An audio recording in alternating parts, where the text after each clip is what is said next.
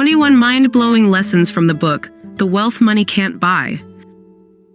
Number 1. A simple idea that's too often neglected. To appreciate you, for all you've gone through and all you've become, for all the fears you've faced and found freedom from, for the dreams you not only dreamed but had the bravery to make real, for all the people you've helped, and for all the good you have done. You matter more than you know. So please do not measure your worthiness by what the majority tells you that you should be, do, and have. Something in you, in a culture where too many fine people are sleepwalking through their most precious hours in a digital slumber, seeks something higher. I sense that although life can be hard at times, you have not lost your hope. You've protected your optimism for your brighter future and trusted that call within your soul to fully realize your ethical ambitions for all the time you get to live. Number 2. Someone looks at us the wrong way. Someone close to us disappoints us. Someone we trusted lies to us. Such things are part of the essence of life. You can't avoid them, much as you try. When we are not treated as we wish to be treated, it's so easy to get angry, or to withdraw, or to harbor a secret resentment. And as we advance through life and interact with other human beings, it's easy to keep adding to what I call the resentment stack. You just keep getting discouraged. And rather than processing through the emotions of hurt, frustration, and irritation these experiences create so you are free of them, you just swallow them all, and wallow in them, and let the resentments fester, like a great gaping wound that stains every moment you experience and tarnishes your creativity, productivity, prosperity, and serenity. You're wise and bright, and you pick really great mentors, so you already know this is not the best way to live. Wounds unhealed become potential unrealized, along with a serious drain on your energy that could be used to create soaring results and to enjoy this supreme gift and expedition that is your life. Number 3. Have you ever wondered how you became the person that you are? Ever considered what unfolded to make you you? Which, by the way, is the only you exactly like you on the planet today. My answer can be said with a 5-letter acronym. PENM. The P is for your parents. Sure, they most likely had good intentions, but the fact is that they also passed their faulty programming on to you. They did the best they could, based on what they knew and what their parents taught them. The E stands for your environment. Your ecosystem has a dramatic impact on the way you show up each day. Allow mediocre inputs into your personal orbit, like violent TV shows, toxic news feeds, and the messaging of narcissistic online influencers, and over time, these forces will degrade your positivity, performance, and joyfulness. Also, the surroundings you were raised in during the formative years that shaped your identity have had a huge effect on who you currently are in the world. N stands for nation. If you grew up in a war zone or a country that suffers from social volatility, this will deeply affect the way you see things. If you are from a nation that is prosperous, stable, and safe, this too creates a perceptual lens through which you process what's possible for you and who you can become in the future. A stands for your associations. Who you spend time with has an outsized impact on the way you think, feel, and act. Your friendship circle, for example, is a strong predictor of your income, lifestyle, and lifetime impact. Enter relationships with drama queens and chaos kings, and you will, over time, be profoundly shaped by these influences. M stands for media. Each day, no matter where you live, you receive a constant torrent of hypnosis and seduction from many forms of media. These could include advertisements designed to make you buy products, suggestions on what life values are important, and subtle advice on how one should live in order to fit in with the crowd. All of this, over time, infects your self-identity and influences the way you interact with opportunity. PENM. These letters explain how you became you. Please think about them, discuss them with a pal, and meditate upon them alone. Because as you become more aware of the 5 forces that have shaped you, you grow in your self-mastery and rise in the ability to make the better choices that are certain to generate more sensational results. Number 4. What are these 2 words that, when used together, amount to a symphony of negativity and seriously curb your commitment to personal growth? At least to my ears, I'll try. Oh my, oh my, oh my, I'll try means you won't commit. I'll try means you're not really that invested. I'll try means you won't hold yourself accountable. I'll try means you aren't seriously that interested. I'll try mostly means you're worried about making the necessary changes that need to be made to lead a life you love. And do remember that you cannot have the world you want without doing the things you must, if that makes sense. I'll try is a reason bordering on an evasion offered by the majority to remove themselves from responsibility. This phrase dishonors your talents and disrespects your genius. I'll try is a violent robber of human potential, a thief of exceptional performance, and a stone-cold killer of your biggest natural dreams. Number 5. Small, daily, seemingly insignificant improvements, when done consistently over time, lead to stunning results. A truly wealthy life happens more by evolution than by revolution. It's those constant and small micro-wins that, when done daily, evolve into a tsunami of victory. Number 6. You see, reading a book is having a conversation with the author, and the right conversation could set your life in a completely new direction. All it takes is one new idea to revolutionize your world, right? And if one finds the right book at the right time, the writer's stardust rubs off on you. And the hand that eventually puts down the book is a fundamentally different hand. Number 7. All change is hard at first, messy in the middle, and gorgeous at the end. All change is hard at first, messy in the middle, and gorgeous at the end. All change is hard at first, messy in the middle, and gorgeous at the end. Okay, I'll stop repeating this if you promise you'll never forget it. Intense personal change and outright human transformation are meant to be scary and difficult and confusing at first. Otherwise, it wouldn't be real change, and there would be no value in it. Did you know that the space shuttle used more fuel in the first 60 seconds after liftoff than it would consume during its entire voyage around the circumference of the Earth? This is because at the beginning, it had to overcome the terrifically strong forces of gravity that wanted to keep it on the ground. So it took a ton of energy and a large degree of work to push the vehicle higher and higher at that early stage until escape velocity was reached. The forces of gravity had then been transcended. The spacecraft was free to soar. When it comes to you making the changes that you must make to lead the life you most desire, you're sort of like that space shuttle. You need to exert a ton of energy and do hard work to overcome your previous ways of operating, to leave behind your gravitational forces, the ones that have restricted your original greatness. Number 8. To put it simply, there are 6 primary reasons why you should embrace the daily routine of journaling. Number 1. Journaling promotes wise behavior. Vague thinking creates vague results. Writing in a notebook about your desires, intentions, and commitments increases your clarity, and clarity is the DNA of mastery. Number 2. Journaling increases artistry and captures peak ideas. A genius-grade idea not noted will rarely be remembered. Writing down your insights not only deepens your understanding, but often stimulates further ones. Number 3. Journaling encourages you to record your magical moments, so you get to live them twice. A beautiful meal or a magnificent sunset or an oceanside walk with one you love, when written about, not only embeds the experience in your mind, body, heart, and soul, it gives you the chance to live it again. Number 4. Journaling is prayer on paper. Prayer is a powerful force multiplier in the manifestation of your ideals. Every prayer is heard by your higher power, and every thanksgiving makes you stronger, wiser, and more tranquil. Number 5. Journaling gives you a monastery to process through pain, sorrow, and other challenging emotions. During the icy winters of my life, when things felt very severe and quite disappointing, pouring my suffering onto a crisp, blank page was enormously healing. Science confirms the same. Number 6. Journaling allows you the gorgeous opportunity to record your colorful life. Henry Wadsworth Longfellow wrote, "A life that is worth writing at all is worth writing minutely and truthfully."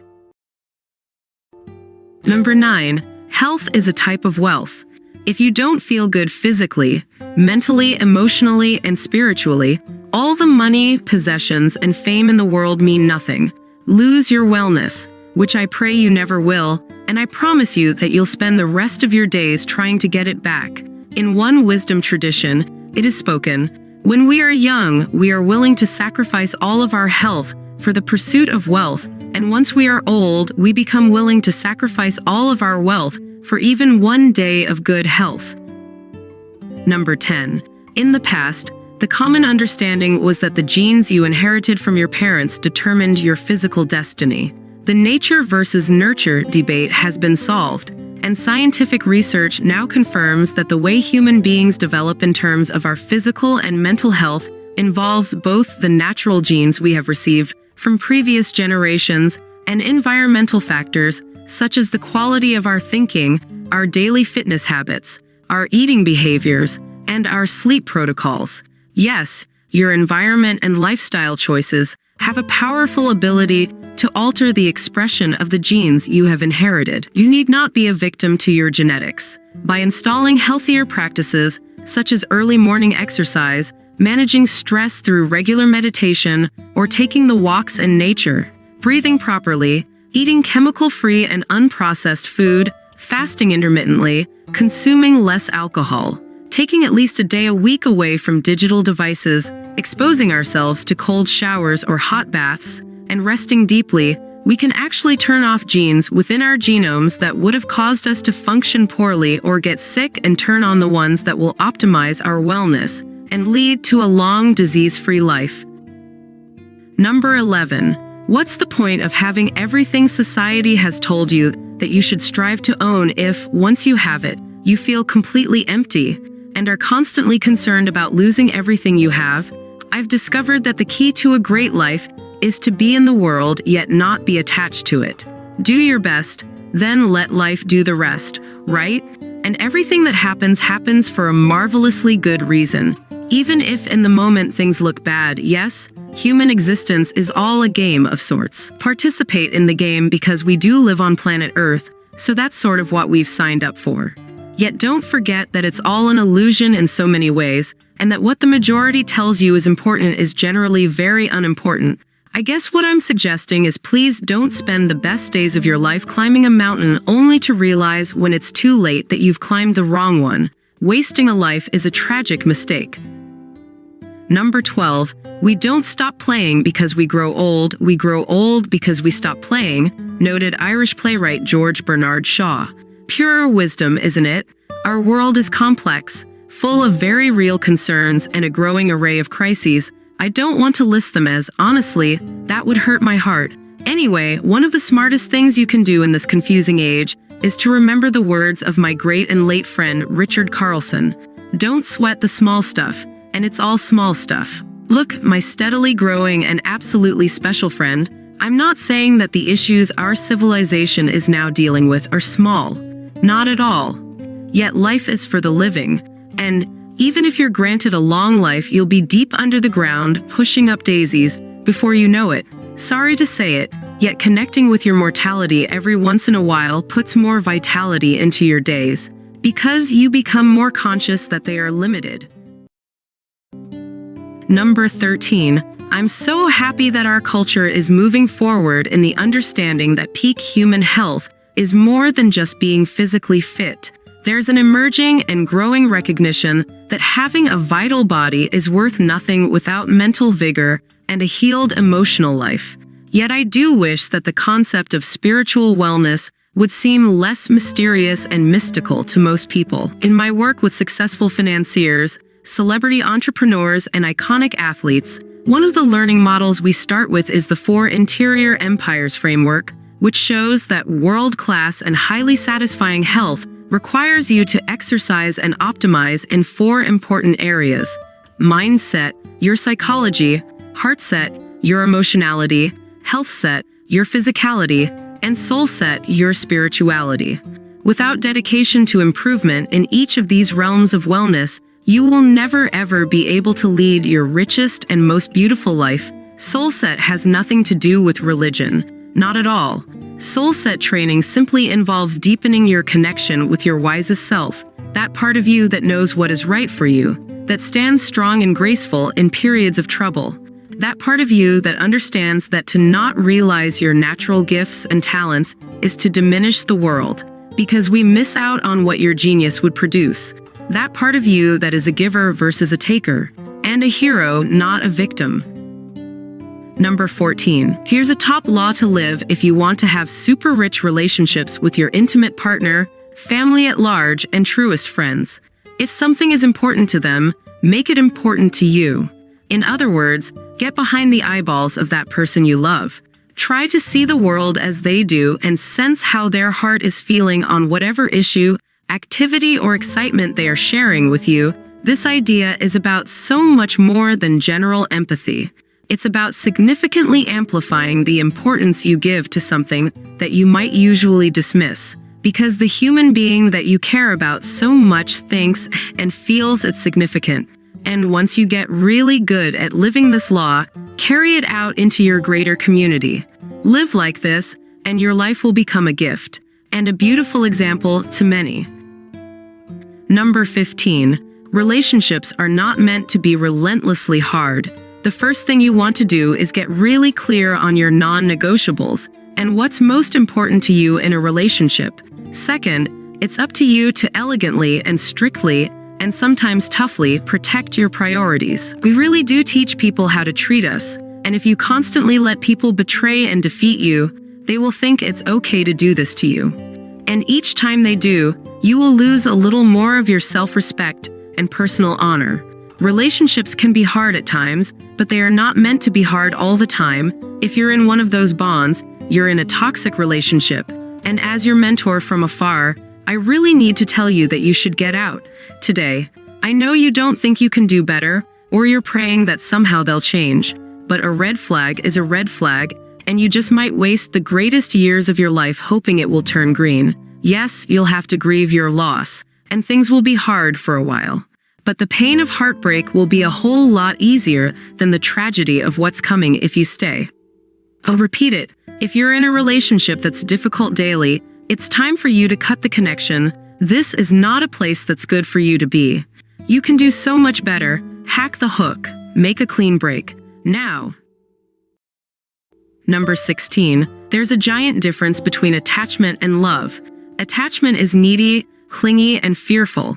It arises from gaping wounds and childhood hurts that have yet to be healed, which is why it's essential to remedy the old cuts that have injured you so you don't pour hidden pain on people who haven't harmed you. Attachment is insecure and self-centered.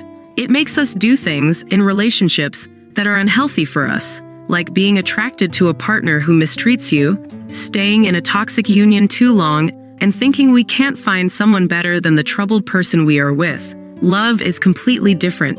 Love is generous and steadfast and compassionate and grateful. It makes us rise in its presence and trust in our specialness. It's better to be alone than not to have this. I know you'll agree with me. Number 17. If someone disappoints you or otherwise hurts you, that's on them, not on you. They are the ones who lose reputation and personal respect and degrade their own self-love. Each time someone wrongs another, they disrespect themselves. You know, at an unconscious level, their bad behavior causes their shame to grow, their feelings of unworthiness to increase, and the connection with their highest selves to further dissolve. You didn't do anything wrong, so why should you beat yourself up about it? You're living your truth, steadfast in your values, and treating people well. Good karma will be your reward and inner peace will be your repayment. Let the wrongdoer be, and let them walk the path they are meant to walk. If you allow them to ruin your days and pollute your peace, they have won. Number 18. One of the highest of human hungers is the need for meaning. Overwork can cause our health to fail, our relationships to fall, and our aliveness to dim, causing us to lose the essential connection with our native creativity, positivity, and sense of personal freedom. Yet a wise balance with the work that we do, and a commitment to doing it as skillfully as we can, in honor of our talents, and in service to delivering deep value to other human beings, is a bold and intelligent way to significantly build a life that can honestly be described as rich. A job is only a job when seen as a job. And employment only becomes misery when you ignore the opportunity for mastery. Realizing that all work is important, all labor has deep dignity, and what you do for a living can be viewed as your craft that can introduce you to hidden personal strength and locked away gifts. will flood your life with far greater happiness, energy, and purpose. I really wish this for you in this era where too many good people can't stand their careers. Number 19. So my encouragement for you is this: never leave the sight of a spectacular idea without doing something, anything, to bring it into reality. Keep repeating this mantra over and over. I will do it now. What you speak about shapes what you'll produce in the world. And then, when a bold and audacious inspiration surfaces, take swift action within 60 seconds to make even the smallest bit of progress on it, so that you defeat procrastination and always keep moving forward. Number 20. Top habits are more valuable to financial riches than off-the-chart intelligence every day of the week. Memorize that brain tattoo, sing it in the streets, and then shout that slogan from the rooftops, because it's incredibly important. Actually, and I'm going out on a limb here, many of the multi-billionaires I've mentored are not the smartest people on the planet. They are bright, for sure, but not more than the average person. In my experience, being too smart and too academic and too well-educated causes one to overthink things, and to accept only what the status quo says is reasonable. Yet all inventions, innovations, and advancements came from a creator who thought and then did the impossible. Remember Roger Bannister, the runner? Everyone said no human being could run a mile in under 4 minutes, and if they did, it was believed their body would explode. The runner would likely die. But Bannister was a possibilitarian, so he did his daily training, ate properly, rested well, studied his sport, remained positive, and then ran his best race, breaking the barrier. Interestingly, within weeks of his showing what was possible, others started running the mile in under 4 minutes. Makes me recall one of my favorite quotes from the Irish playwright George Bernard Shaw.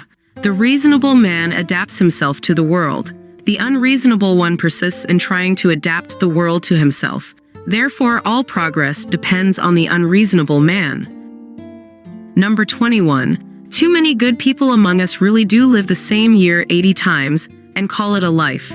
Getting up in the same way, thinking the same thoughts, being consumed by the same worries, walking to the same places, eating the same food, and seeing the same faces. We were not meant to live like this. Adventure is our ancestry, and one of your biggest opportunities to lead your richest life.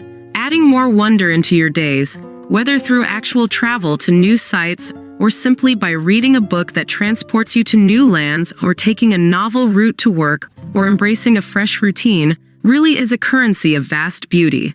Putting more awe, amazement, and excitement into your moments is a decision of wisdom that will make them into memories that you will treasure forever.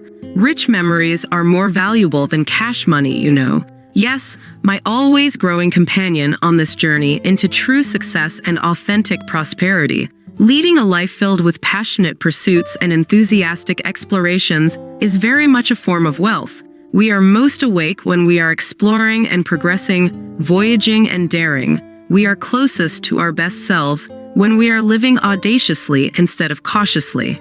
It is not death that one should fear, but never having truly lived, said Marcus Aurelius, the glorious Roman emperor.